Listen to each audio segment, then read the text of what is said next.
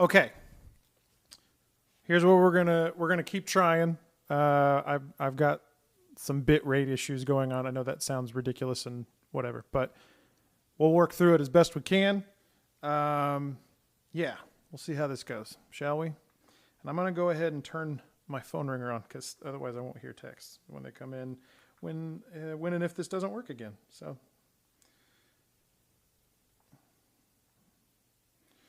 all right. Hi guys. Here we go. All right. Natalie Glidewell says, "What is your most favorite guitar to play?" Gibson 335, the white one that you saw on the first two mandolin shows.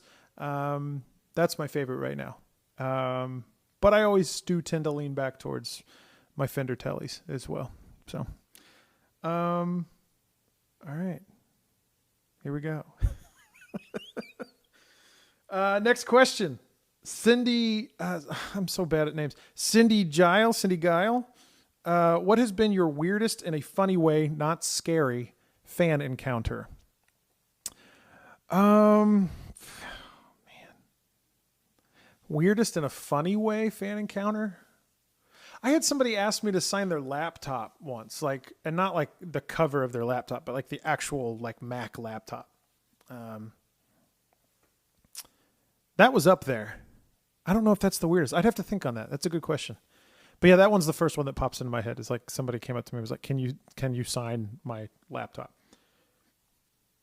Um, Allah Masat. You use the words sound and fury and make a move and fury and the sound in Champion lyrics.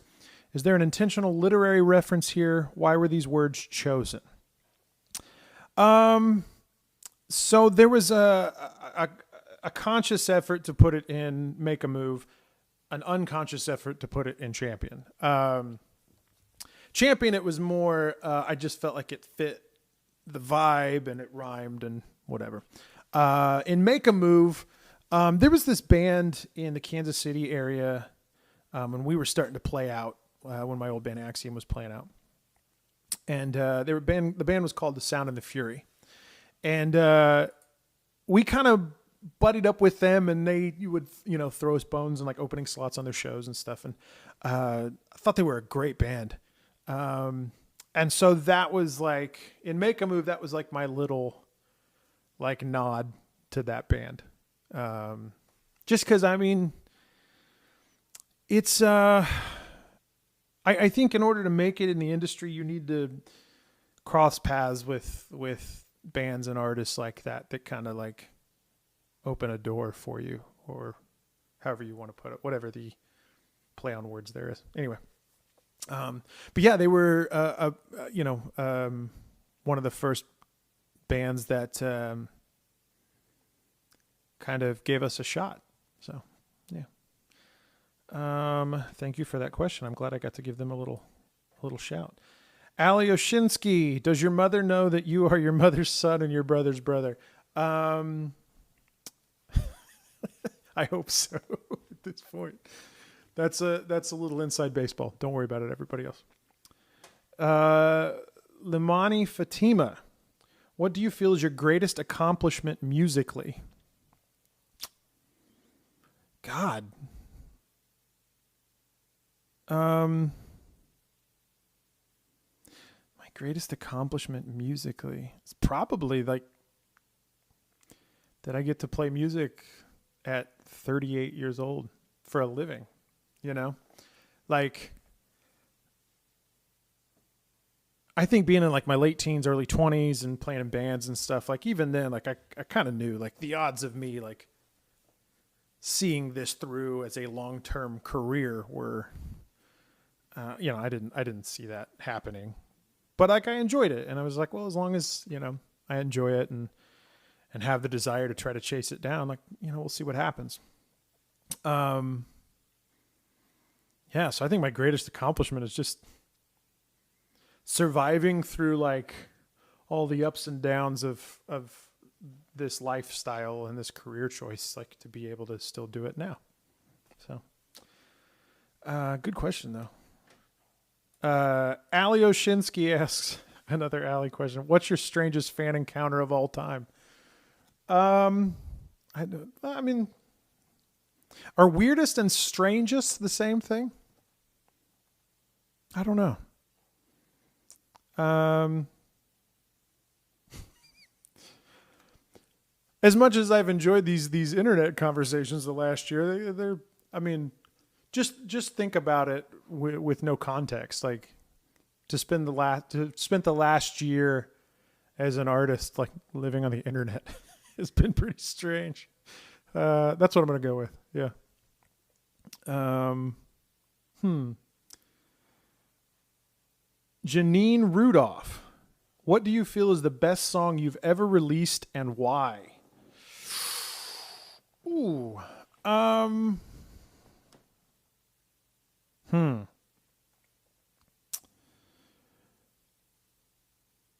I don't. That's such a tough question. It's a good question. It's just tough because I think each one of my relationships with individual songs are unique. You know, um, and so they don't all exist on a level plane. And like, a song might mean more to me now than it did when I wrote it, and vice versa. I'm proud of maybe taking the step that I took with Reds Turn Blue, where like I felt like I was putting something out there about myself, so maybe I'm a little proud of that one. Yeah. I'll say Reds Turn Blue for right now, but ask me in 10 minutes and that could change.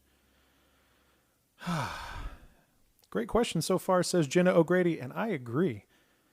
I'm just hopeful we've continued to figure this out. Julie Higginbotham, if you could play any musical theater role, what would it be? There's two. Actually,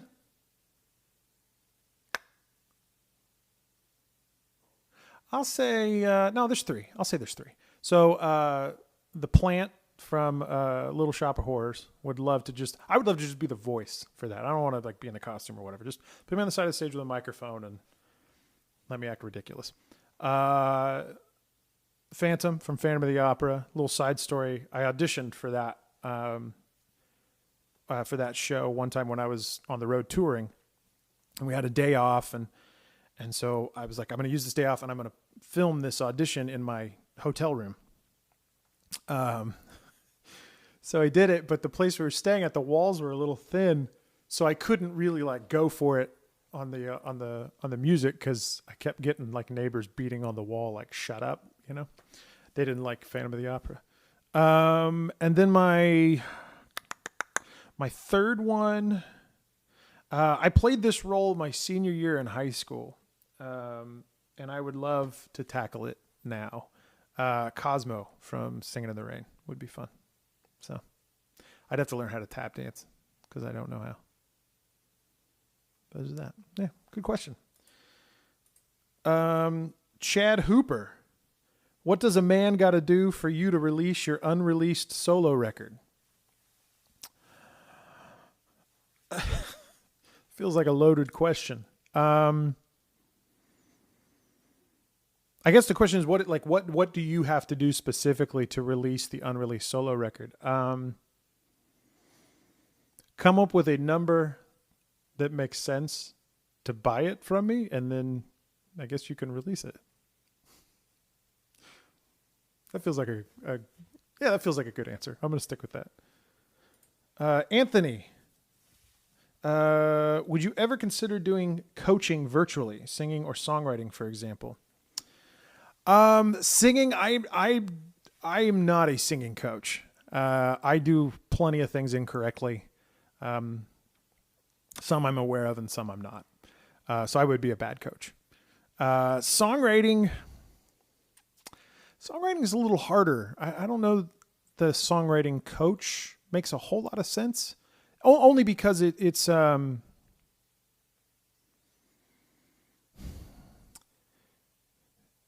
yeah, I don't know.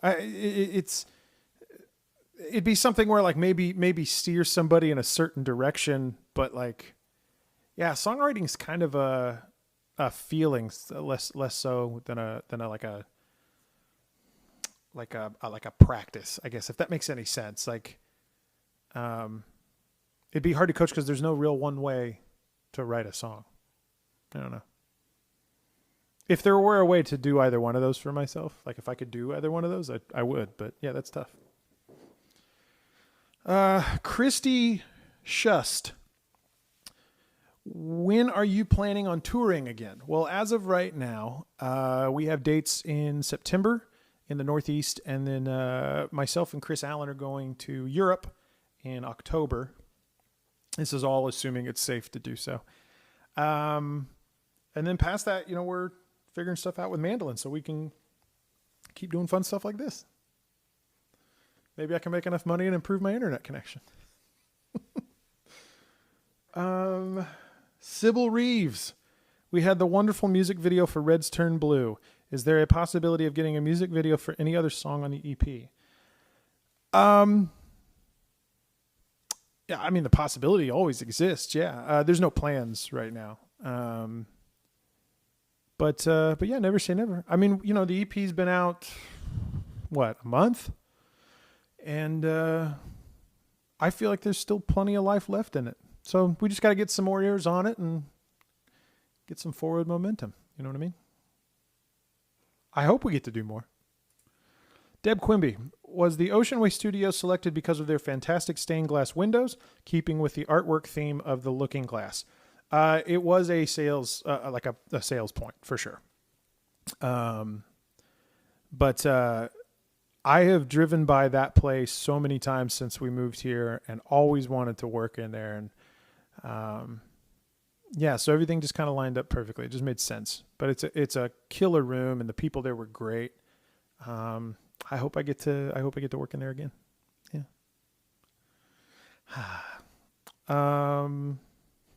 Good question.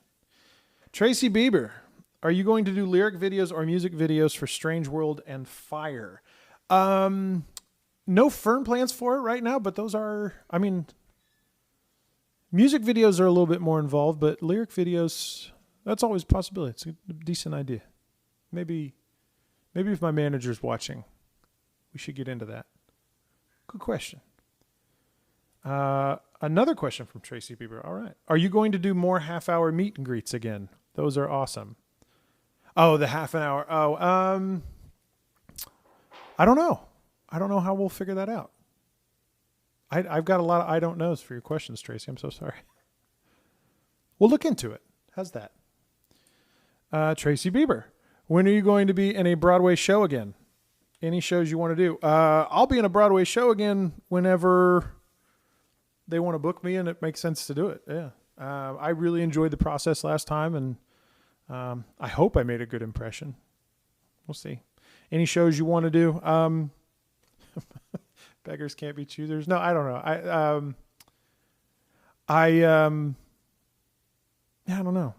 I honestly, I think once the industry opens back up fully, I kind of want to see what shows are out there and do a little bit more homework on my own. You know what I mean?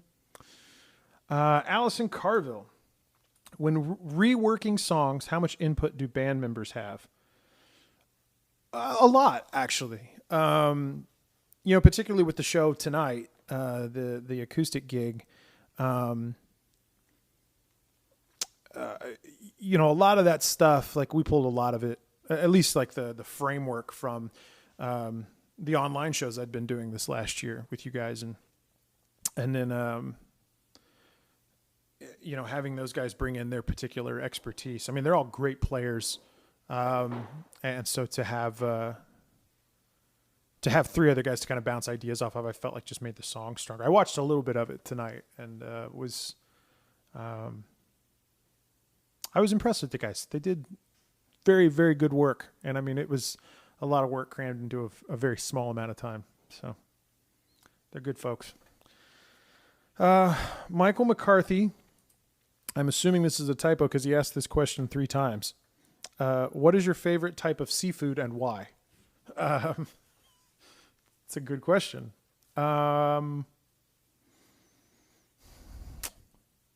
Shrimp and salmon, man.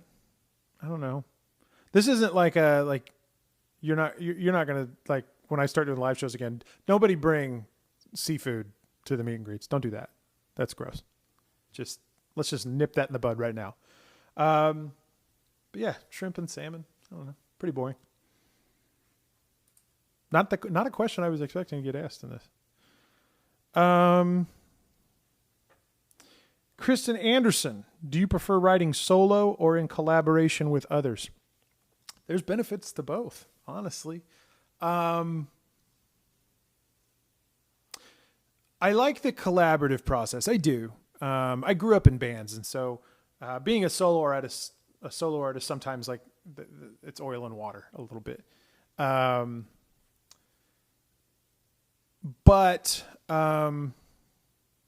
Yeah, so I mean, I like the collaborative process. I like working with other people. I feel like in those scenarios, sometimes the best idea wins, which is always good. But I also like writing by myself. I think for different reasons. You know, there might be an idea that I just feel really, really strongly about, and you know, if you've got multiple writers in the room, sometimes that idea that you've got a lot invested in emotionally doesn't make the cut. And so working by myself, I can kind of chase those ideas down a little more and have them more fully realized. So it's a good question. Diana Webster, love this EP. Thank you. Always wanting more. Any timeline on what's next? No timeline. I am writing. Got a couple ideas that I'm really excited about. And then it's just a matter of, you know, getting it done. And you guys know how quickly I work. Rachel Gallagher. When you write a song like Champion with a complicated guitar solo, which you've said you can't play, that's true. How does that come about? Do you let Neil, Neil Tiemann did the guitar solo on Champion, for those of you who don't know, did he have free reign, or do you have some skeleton idea of what you want to be played there? It's a great question. So in the instance of that solo specifically, there was like a half an idea fleshed out that I had played, and it sucked so bad. But Neil and I have known each other long enough and have worked together musically enough where he's really adept at kind of figuring out where I'm going with something and knows how to bridge the gap between the finished idea and kind of where my limitations as a guitar player sit. Which is exactly what happened on Champion. So like to me, the riff kind of lives in this, like there's the first half of the riff and the second half of the first half of the guitar solo and the second half of the guitar solo. And that kind of runs through 4 times. So the A section was more or less kind of like what I brought to the table, pretty easy. And then it was just, you know, it was more just like, hey Neil, like put as much flavor as you can and find the pocket on the rest of it. Which he did awesome at. So I love Neil's playing. And I almost said jazzed. I was so excited that we were able to get him on this record. So, all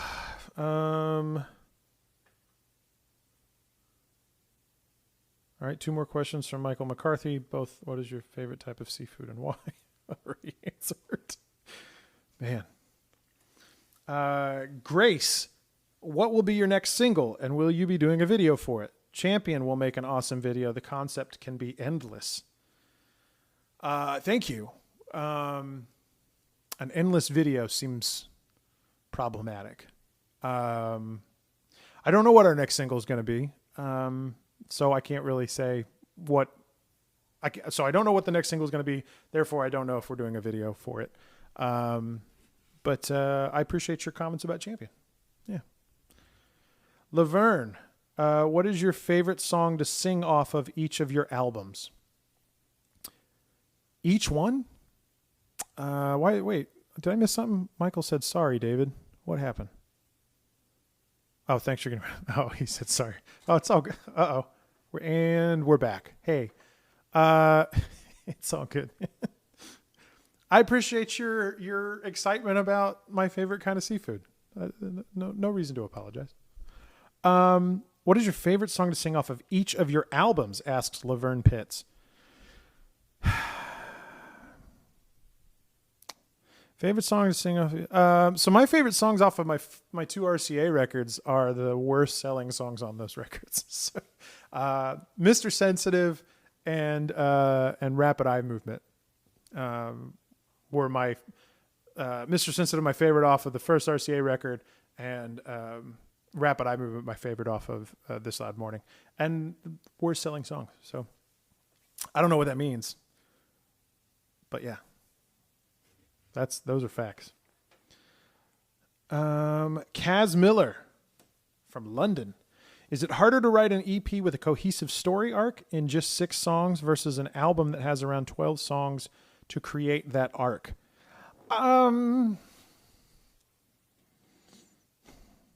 They are very different challenges.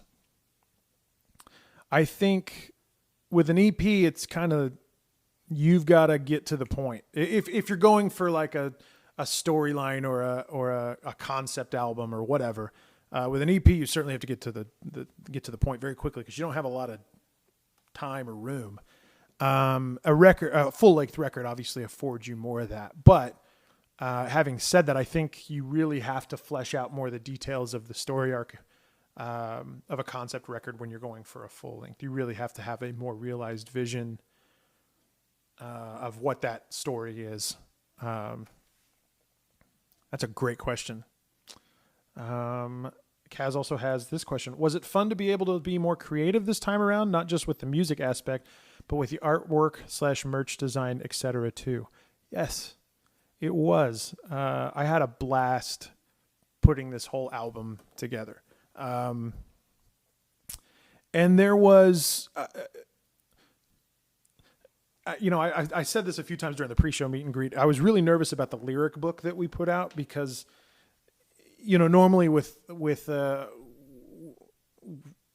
the pandemic, like I would have toured, and you go on tour, you've got like different places to take pictures and do all this stuff. And so, excuse me. So to not have that and to be kind of relegated to this space, I had to find a different way to kind of bring some visual accompaniment to this record, which for me was actually pretty exciting and a lot of fun. I think I don't necessarily like find much creative fulfillment or really enjoy like just plastering my face on stuff, particularly with like album design. So to get to chase down visual elements outside of that was a blast. Yeah. Great question. Barb Clark. We're on question 30, by the way. So I hope you guys don't have stuff to do. Barb Clark, on your fantastic new EP, The Looking Glass. Thank you. What were the first and the last songs written for it? Thanks. First song was Reds Turn Blue, if I remember right. Yeah, I think that's right. Reds Turn Blue was the first. Last song for it was...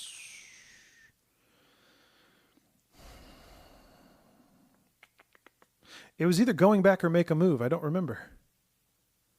I'll say Going Back, but I reserve the right to be completely wrong on that. Yeah. Sharon Stone asks, have you auditioned for or are you preparing to audition for any upcoming roles? I am not at liberty to discuss anything specific about anything I've auditioned for, but I have auditioned. I can say that. That's about all I can say. Janet Tupua or Tupua? Yeah. Sorry. I know who you are, too. I'm so sorry I mispronounced your last name. Your dream acting job, movie, play, or character, can be existing or new. Director, co-stars? Ooh. Your dream acting job, movie, play, or character, can be existing or new. Man, that's so good. That's a great question. I remember being really jealous of Stark Sands whenever he was doing Aaron Sorkin's run on To Kill a Mockingbird on Broadway. Not necessarily his role, I don't think, but yeah, just to work with Aaron Sorkin would have been fun. Yeah, I don't know. Past that, that's a long answer. Whew. But yeah, we'll just go with Sorkin. Eddie Osika, what was the inspiration for your new album? How do you approach the writing process? My inspiration for this new album, I feel like the through lines of this record kind of are about rebirth and reassessment and hope. Those are the vibes that I kind of got once we were putting this record together. I felt like every song, even if it felt kind of externally sad or like minor key-ish, lyrically there was never like just an overt like attempt to just be sad. I think everything kind of exists with this undercurrent of like there's a light at the end of the tunnel. Approaching the writing process, I feel like I do my best stuff when that's kind of wide open, when the writing process is just free to be whatever it's going to be. I think when I try to start forcing like, oh, I need to write a ballad today, or I need to write an up-tempo, or I need to write a song about this or that, or that's when I get into trouble. So my writing process, I try to approach it just as open-minded as possible and just kind of let the song lead the way. It's a good question. Thank you, Eddie. Donna. I'm not even going to attempt to pronounce that last name, but thank you so much for asking a question. It's just questions from Imogen. You've always shown an interest in using various tech/electronic devices in your recordings to achieve certain effects, vocal layers, robotic voice effects, etc. Can you talk more about your thought process on using them in recordings and if you're inclined to use them in live performances, say looper pedals, harmonizers, etc.? Have you ever tried Imogen Heap's Mimu gloves? Would you be interested in using them in a performance? I've seen a few artists use them, but only females. I don't know why. What TV shows? Oh, second question. What TV show, series, or film franchise would you be interested in providing a theme song for? In my opinion, your voice is very well suited for soundtracks. A lot of thank yous to throw out there. As far as the first question goes, you've always shown an interest in using various... Can you talk more about your thought process on using... So my thought process on using them in recordings is... it's just to give a different flavor, really. Or if I feel like it's just something that just so organically like lifts the song to something else. So specifically in a song like Going Back, I love the juxtaposition of this, of the beginning of that song being so lonely, and then having this vocal effect that makes it feel like a crowd, if that makes sense. I love the roboticness of it, again, because I feel like that just, it almost feels like the antithesis of what the song is about, which is such like an organic root feeling. And yeah, so I love kind of playing with that dynamic a little bit. It's particularly, I like doing that all the time in recording, like, because I feel like that's just fun to like chase down different sounds. And I mean, Going Back is probably one of the most obtuse attempts to try to find strange sounds, like that sound that kind of ramps up at the end of the song and then cuts off. That's Andy, my producer, Andy Skibb, recorded this really loud candle that he has in his studio, and then they're their clothes, like the dryer across the hallway was running. And so he recorded both of those sounds and put them together. And that's what that sound is. But to me, it just felt, I don't know. I kind of heard it as like, and what I wanted it to sound like as it gets louder and louder and louder is, first I wanted it to feel jarring and almost make the listener feel like unfulfilled, maybe is the word. Like, oh, I got to listen to this some more. Like, I got to go back and listen to this record again. I didn't want it to feel like the end of the record, if that makes any sense. But I love that it feels like it's gathering momentum. It's getting bigger. You know, this idea of moving forward and changing and evolving and being better humans. Like, I love that sound. That sound just kind of took me there. So, anyway, your second question: what TV show / series or movie / film franchise would you be interested in providing a theme song for? All of them. Let's just make every song or every theme song one of mine. Let's just do that. Good question. Good questions. Okay. Since you are in control of your career, I'm not in control of my career. You guys are. Are you happy with the business choices you have made? Overall, sure. I mean, you live, you learn, and there's certainly some decisions I think, you know, hindsight being 2020, I might have gone a different path, but then who knows where I'd be if I'd made those choices. Did you ever feel like the last goodbye was serendipitous to you leaving RCA? No, I've never really made that connection, but that's interesting that you did. Yeah. Now, many years later, do you ever feel regret or remorse leaving RCA or any hard feeling or have any feelings of what if I had stayed? Again, no, I don't. I think everything that happened happened exactly how it was supposed to. Yeah. How did you decide on the light pink and blue against black color scheme for the Looking Glass products? Really just aesthetic, like what I liked.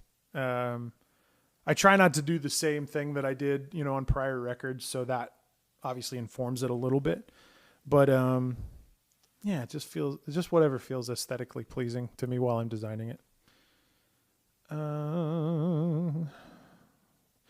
Why did you use a handwriting font for the Looking Glass? Again, just it was pleasing aesthetically. And I think also, you know, it felt a little more, I don't know, like it'd be weird if it was all block letters. Do you know what I mean? So you also want something that kind of fits the vibe of the EP, and yeah. Will there be changes to meet and greets for upcoming shows? Yes, there will be. I don't know what they will be yet. We got time, but yeah, I don't think meet and greets are going to exist the way they did before for a while. Yeah. And lastly, are there any chances there will be a live birthday concert this year in Nashville? That is light years away at this point. I don't know. I think we gotta figure out how to safely get back in a room and play shows regular. Yeah. Those are all MK Taylor. Good questions. Candace Whaley, what is the most important thing you have learned as a songwriter over the years? That I don't know what the hell I'm doing, and that's okay. And that's not a joke. Like, yeah. There's no right or wrong way to write a song, as long as you write it. Shay Hazen. So Browns versus Chiefs on September 12th. My team versus your team. Your show is in Canton, Ohio, home of the Football Hall of Fame that night. Oh, is that right? I didn't notice that. What's your opinion on having a pre-show watch party somewhere? There have been worse ideas, but I don't think anybody's going to want to be around me if the Chiefs lose that game. So everybody's going to want to be around me because the Chiefs are going to win that game. Sorry. Patricia Callahan. What do you miss most about touring? What are you most looking forward to when you go out on the road again? This last year has given me a new appreciation. I've always appreciated being able to go play shows and be on the road, but I think what I miss most about touring, I have always enjoyed travel. So the idea of, waking up in a different place every day and just having new stimuli is something I've always liked. Yeah. What are you most looking forward to when you go out on the road again? I'm playing shows, man, playing music live in a room with people in it again. I'm looking forward to that. Sheila Graybill. David, I love the Looking Glass lyric book. Yeah, what? Got it.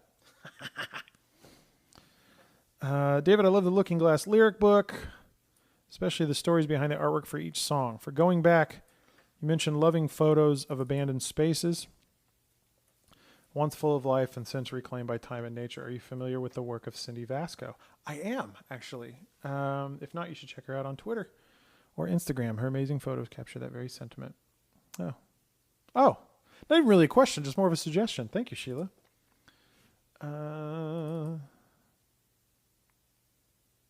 Loving your new EP, of course, and thrilled to receive all my Looking Glass goodies, perusing the CD liner. Very curious about one of those thank yous. Who or what, pray tell, is team stay out of the cat box? I'll never tell. But I'm glad you noticed that. It's an Idol, behind the scenes Idol friend. Yeah. Are you still pursuing acting opportunities? Asked Sheila Graybill. I hope the answer is a resounding yes. Yes. It is. Wait, it is? My answer to your question, are you still pursuing acting opportunities, was yes, it is. Yes, I am. Manchester, Connecticut. Was it more or less? Oh. I just told everybody where Becky Evans lives. Sorry, Becky. Oh. Was it more or less challenging to write/record during the pandemic? More, but I think it wasn't like, it's just extra steps, really, just having to be more conscious of those steps in order to keep everybody safe. But ultimately it's not reinventing the wheel. I mean, the recording process in and of itself stayed the same. It was more just the peripheral stuff. Is this good? Are you guys cool with all this? Like, if this is boring, yeah. New York Carol, David Cook, you just broke many hearts. No hugs after a year vaccinated. Yeah, no hugs. No hugs. Sorry. Got to keep everybody safe and healthy so that we can keep doing those shows,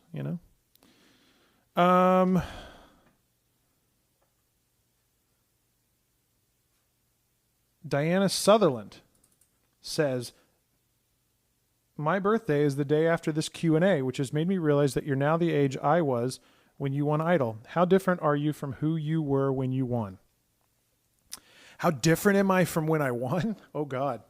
Quite a bit, actually. And hopefully 13 years from now, I'll be very different than I am right now. So, yeah. Very different. I assume you want me to list how. Like, how am I different? It's a good question. I don't know. Hey, Rach, how am I different than I was 13 years ago?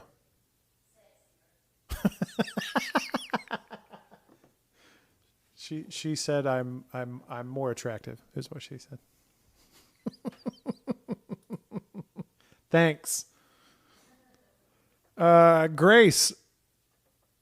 Rumor is Eat to the Beat in Epcot may start again later this year. Have they contacted you? It'll be so fun to go. Oh, it'll be so fun to go back. I don't know if they've reached out. They don't reach out to me specifically. They'll reach out to like my booking agent, who hasn't said anything, so I don't know. I hope so. I enjoy those shows. Those are fun. Mika Asen.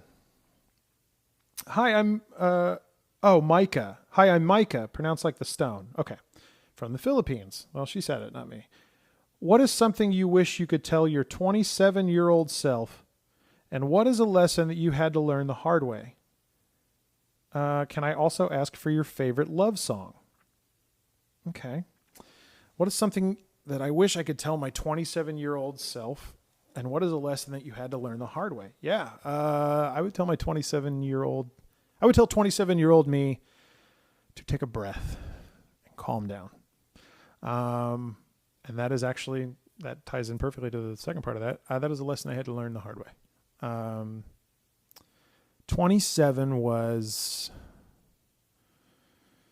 let's see. So I was 25 in 2008, so 27 in 2010, 2010, we were working on the second RCA record, and I was not in great headspace mentally.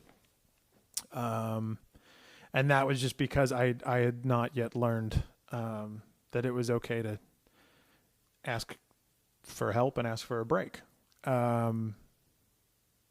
So yeah, that's you picked an interesting time frame to would I go talk to me in my past? That's an interesting time, like 27 years old, because it was I was still trying to figure it out. My favorite love song.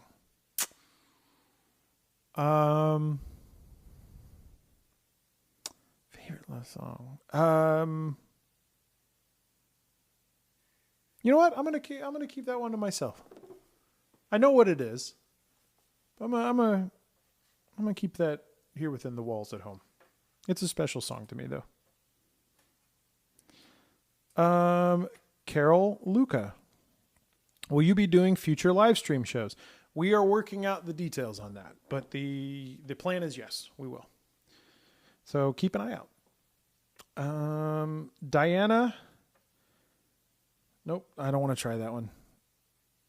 Oh, I will, but if I butcher it, I'm so sorry. Kadahing, from Manila. I was listening to Make a Move one time, and I noticed that there were elements of it that sounded similar to circadian and rapid eye movement from This Loud Morning. Interesting. I have two questions. Was this a song that came from the vault and should have been on This Loud Morning? B, if not, was this intentional? No, this was not a song that came from the vault. All these songs were new, written for this EP. And that was not intentional. That's actually really interesting, and I'm probably going to have to go back and re-listen to that song and figure out what you're referring to. That's very interesting, though. Rachel, no last name. What was your very first in-person concert? Very first in-person concert. So there was this band. They were like a local, I think like a country band, like a 90s country cover band or whatever. And I think maybe they were called Crossroads. Yeah, that sounds right. But that's the first show I remember was like going to see them play at some mall somewhere in the Kansas City area. Yeah.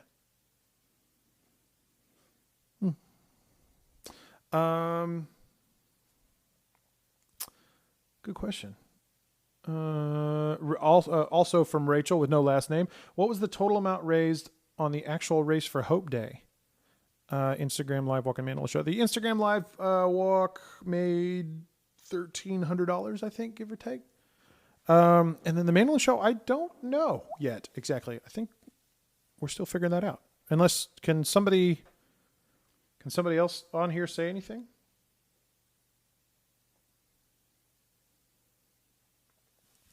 I don't know if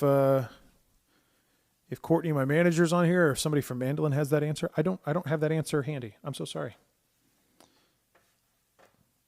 But thank you for every penny. Seriously. Julie Tuleja. Does the original meaning of a song change over time for you? It can. It doesn't usually happen, but it can. I don't know that it changes so much as maybe it expands. Yeah. Trying to think of a specific instance. Maybe home movies. I feel like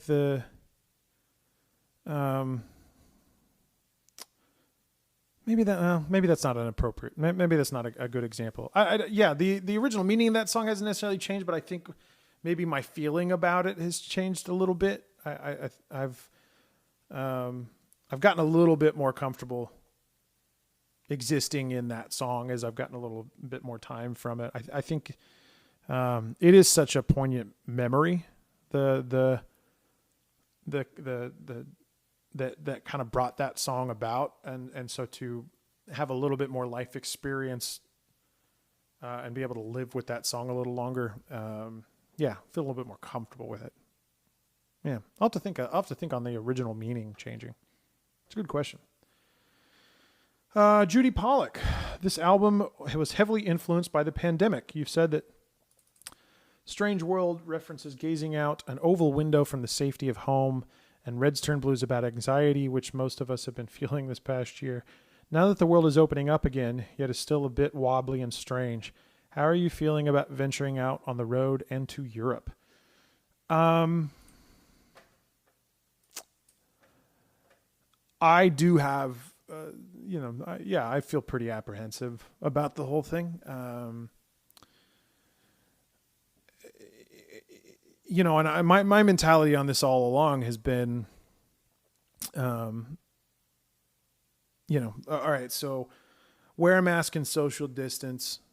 If I do that and it turns out that, I was wrong and didn't need to do that, like what's the worst outcome there? And it's that I look silly, and then on the flip, it was like, all right, well, what if I don't wear a mask and social distance? Like what seems to be the worst that could happen? And there it was like, well, I could get sick and die. I could get somebody else sick and they could die. And so, extrapolating on that, it's I think getting back out and playing shows again, there's some apprehension there because obviously like I've been vaccinated and so I'm in a better position now to navigate all this than I was a year ago. But I certainly I still worry about getting somebody else sick. Somebody who's, immunocompromised or what have you. So I do worry about that a little bit.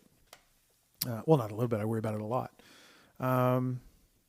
But it's May and we got a little bit of time to try to figure all that out. So, Jerry Cannon. Hi, Dave. Hi. Did Make a Move start out to be this nostalgic tribute to the past? Was that amazing bridge always a part of the song, or did it evolve in the studio working with Andy? Also, do you physically write in staff, or does it all come together on the computer? Make a Move. The intention of it was to write a song about that feeling of like growing up in one place and like wanting so desperately to expand your worldview beyond those town limits. And I feel like it was written in sections. I don't think the bridge existed. I think originally there might've been a guitar solo there, like over the chorus chord progression. And then ultimately like I kind of stumbled upon this bridge vibe that felt right. So, but by the time we got into the studio, that song, the composition of that song was what it is. And then it's just a matter of like finding some sounds to accentuate things and finding tempos and all that stuff. And Andy's pretty good about changing tempos on me and making the songs better that way. So yeah, good question. Leda, David, Broadway opens again in September. Do you have any possibilities, plans, auditions for a show? Would love to see you on Broadway again. Yeah, I mean, again, I would love to if the right situation came along. That's about all I can say. Sorry, I can't tell you more. Dawn Osika. I think we had that name earlier. And we're back. Don't know why it does that. Dawn asks, what genres of music, musicians / groups have had the most influence on your music? 90s alternative is like a cornerstone for me. That and like early 2000s like active rock.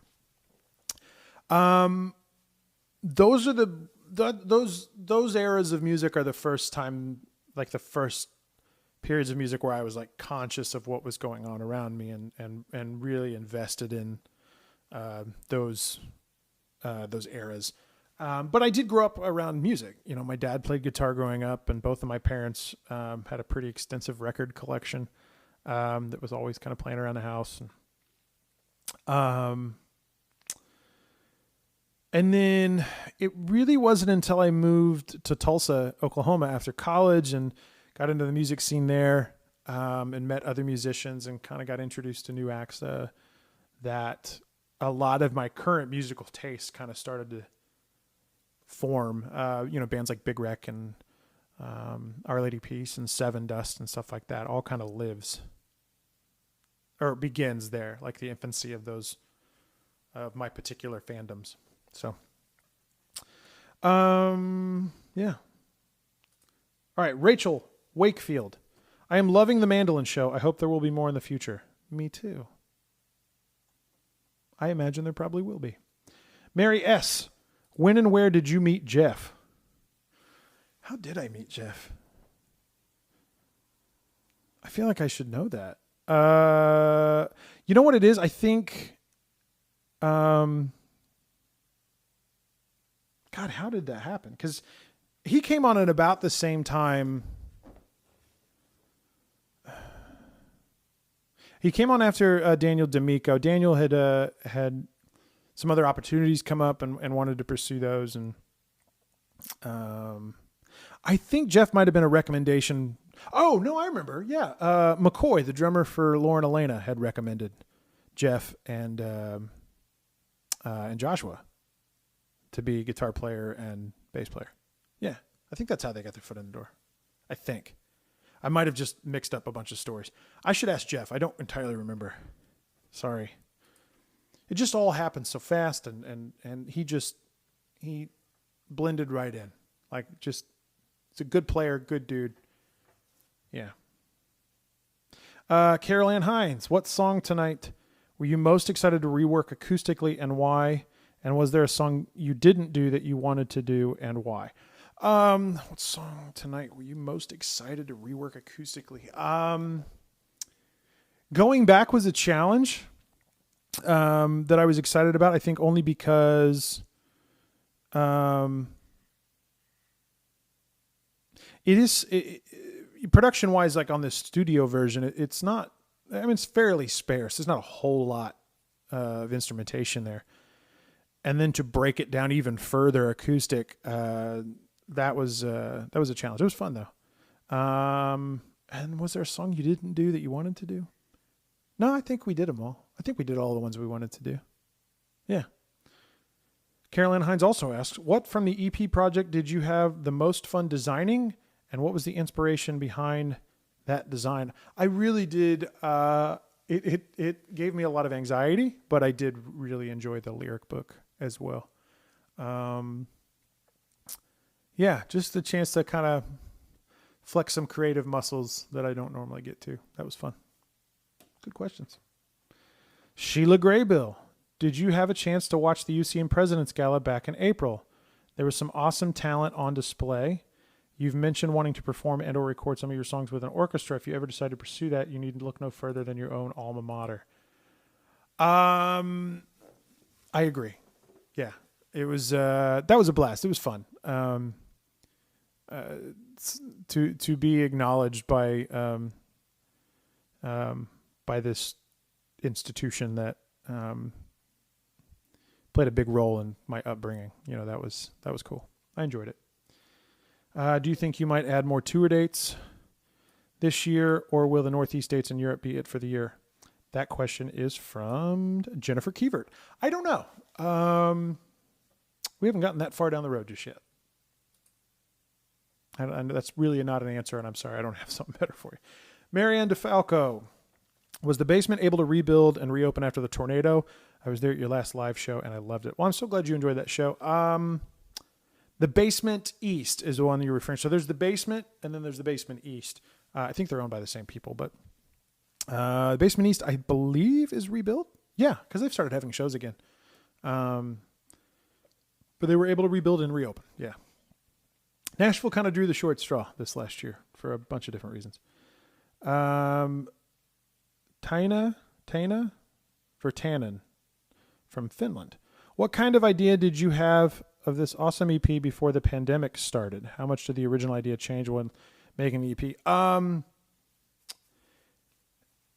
Yeah, I mean, the pandemic certainly informed this EP quite a bit. I think it just gave it more direction. I was still fairly early in the process of trying to write this EP whenever the pandemic hit. And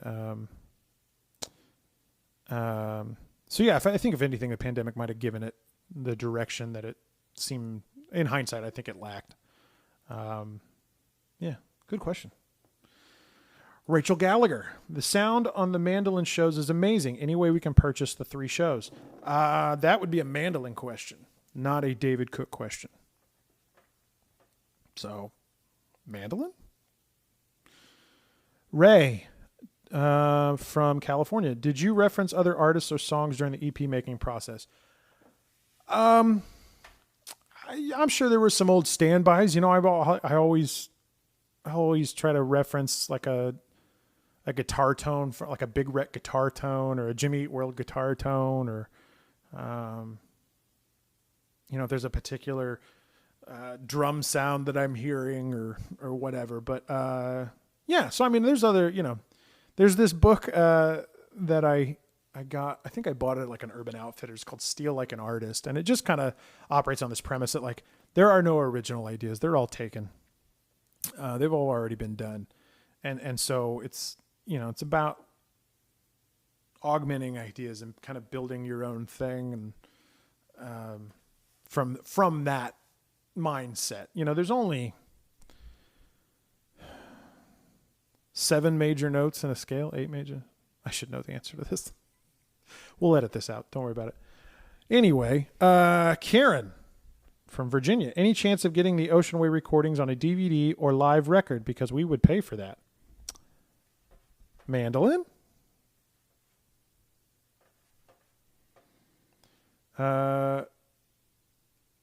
Kathy Burke. What moment defined 2020 for you?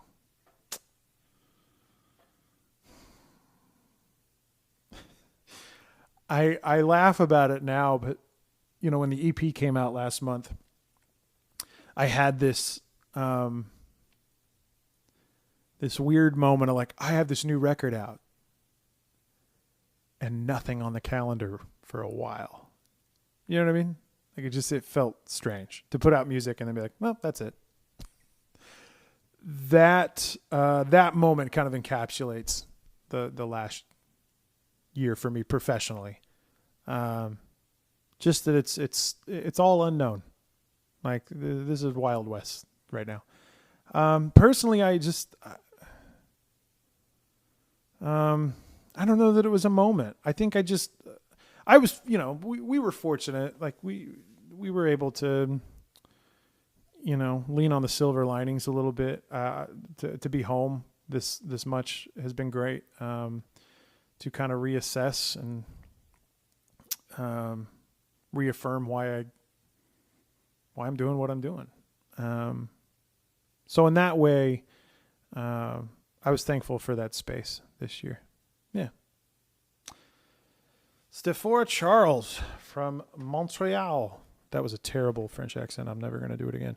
Would you ever consider singing a cover of Disturbed, like The Sound of Silence they have done before? Love their music, and you would rock any of their songs. Would I consider it? Yeah. I mean, I haven't yet, but yeah, I'd consider it. I'll think on that. Only if I can do the thing. Jenna O'Grady. We're nearing the end, you guys. We're nearing the end. They've added more questions since the end. Okay. So we have 74 total questions out, and we are on question 68. Jenna O'Grady from Wisconsin. If the year 2020 does not happen as it did, do songs like Strange World and Going Back get written? Or would they come to existence in a different context? I'd have to believe they wouldn't. I don't think... No, I'm sorry. I'm just thinking through it. I don't see a scenario where those songs exist. I think they were informed by the very specific set of circumstances we all found ourselves in. It's a good question, but yeah. Caroline Hines, would you be happy if Champion was used as a victory song for a team you don't like? That's funny. Depends on how many zeros are on that check. How's that for an answer? Tom Brady can't use it. He's not allowed to use that song. Dana D. from New York. Have you or would you ever consider going vegetarian or vegan? I haven't ever. Would I ever? Yeah, sure. Yeah. I don't really know how to answer that past. Yeah, I would I ever consider it? Sure. Yeah.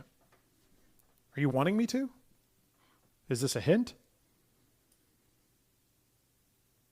Thank you for that question. Caroline Hines, all of the Looking Glass songs are brilliant as released. Would you like to do each of them in a new light acoustically as well with Make a Move and Champion joining Going Back as you did tonight, which was so moving, by the way. Oh, thank you. Yeah, there might be life for those other songs acoustically down the line. It was more just, trying to put together the right set. I wanted it to flow, and it was, just couldn't find a spot for those songs. Yeah. Stephore Charles, where is the place you would still want to travel to when things would get more normal around the world traveling speaking? Where is the place you would still want to travel?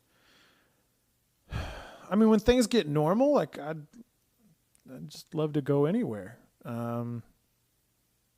Yeah, there's a lot of places I've never been that I would love to visit. There's places I've been before that I'd love to go back to. Yeah. Caroline Hines asks, what did you learn about yourself from creating the Looking Glass that you're grateful for? I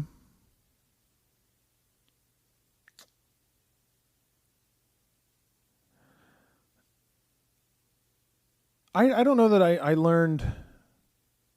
Well, maybe I did learn about it. I think you guys actually with this new stuff taught me that it's okay to open up a little bit, and share a little bit more about. I don't want to say struggles, because what the hell are struggles? But. About my life experiences, stuff like that. I mean, I guess I'm talking specifically about Reds Turn Blue. There was a whole lot of anxiety wrapped up in releasing that song, and I was so kind of floored and humbled by the response. So yeah, thank you guys for that. And the last question from Stephore Charles. Hi Dave, great show tonight. My question is, did you listen to Kelly Clarkson's multilingual single, I Dare You to Love? She sang in French, Arabic, Spanish, Dutch, and English. I have not listened to that. And as far as, kudos to her. That's fantastic. If you guys have learned anything from these mandolin shows, it's that I'm still trying to figure out how to sing properly in English. So, Kelly Clarkson is, she's a badass. So, you guys, thank you so much for hanging out and dealing with all the technical ridiculousness. Thank you so much to Mandolin for hosting this tonight and for letting us put these shows on your platform. Thank you to our